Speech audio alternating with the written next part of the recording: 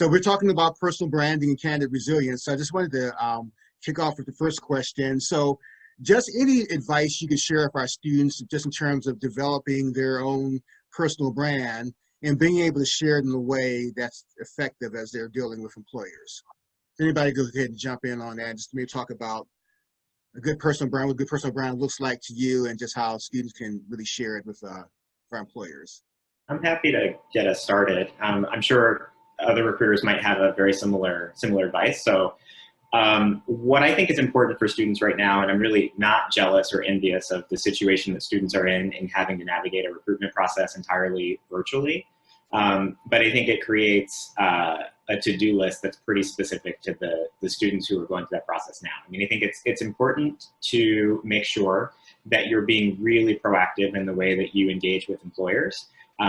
It's not going to be as easy as having employers show up, on the doorstep of your campus, ready to bring you in. So you're really going to have to work really hard to reach out and leverage technology, using things like LinkedIn, finding email contacts of recruiters, and reaching out to get to know people so that you have someone to go to directly to establish a relationship with, and someone you can go to with questions. I really think people who are best armed with information are the ones who do the best in a hiring process. So you have to find new, innovative ways to get that done. Terrific. Thank you, Stephen. Anybody else want to chime in on that question? And actually, let me just say something too. I should have said this to tee off the discussion a little bit better. So everyone has a brand. And really, your brand is what people think about you or what they say about you when you're not in the room. And so the key thing now is to be able to develop a brand that's going to be positive. One's going to be memorable. One's going to make the right impression when you're engaging with employers. And so I just wanted just to put that out there for students to consider. So anybody else want to chime in on what they think a good brand looks like in terms of candidates and how they exactly share that? Yes. I'll add on there, actually. Hi, Ryan here. So I would say, just to piggyback off of what Stephen said, he mentioned LinkedIn. I'm a huge proponent for LinkedIn. I think it's even more imperative that students in 2020, given the virtual atmosphere that we're in, to build that profile to an all-star profile. More recruiters, especially even university recruiters now, and traditionally in the past, we did not leverage LinkedIn as much. We were going to campus, we were meeting students in person, and now a lot of us are using LinkedIn to find candidates virtually. And so it's so imperative that you all have an all-star profile, beginning with a professional headshot. That's the first thing that you should have. We want to know who you are. The second thing, I would definitely include a professional headline, whether it's you in a club or a past internship that you've had or a current internship. Kind of give me a few words about who you are and what your brand is, but also a summary explaining on your profile, like an elevator pitch, kind of like a 30-second written elevator pitch of what you want to get out of your experience. What are your goals? What's your background? What are your skills, your specialties? But also I want to see a few experiences mirroring your resume on your LinkedIn. I want to know details about what you've accomplished and your impact in your previous class projects and your internships and your student organizations. But I also want to see a few skills on that profile, as well as your school that you're currently at, or a school that you've graduated from if you're a recent graduate. Those are just a few components on your LinkedIn profile that you can include to build to that all-star profile. And as we search for you all, we're using those same keywords that you see on our job description. So whether it's HTML or Java or Google AdWords, whatever it may be, whatever those skills are, you want those skills listed on your profile, because that's how we find you. And those students that list them most often are the ones that are going to rise to the top of our searches. So just wanted to say that's a huge part of your professional brand in 2020. Terrific stuff. Thank you, Ryan. Anybody else want to weigh in on that? Yeah, this is Dia. I do want to say I'm a very untraditional type of person, and so since we are, as employers, are looking through LinkedIn and other media sources or social sources to find candidates, I'm one of the sort that do something that's going to make yourself stand out, particularly with LinkedIn, because we are looking at LinkedIn so much, and so I'm going to look at a LinkedIn page that's going to be very unique to you.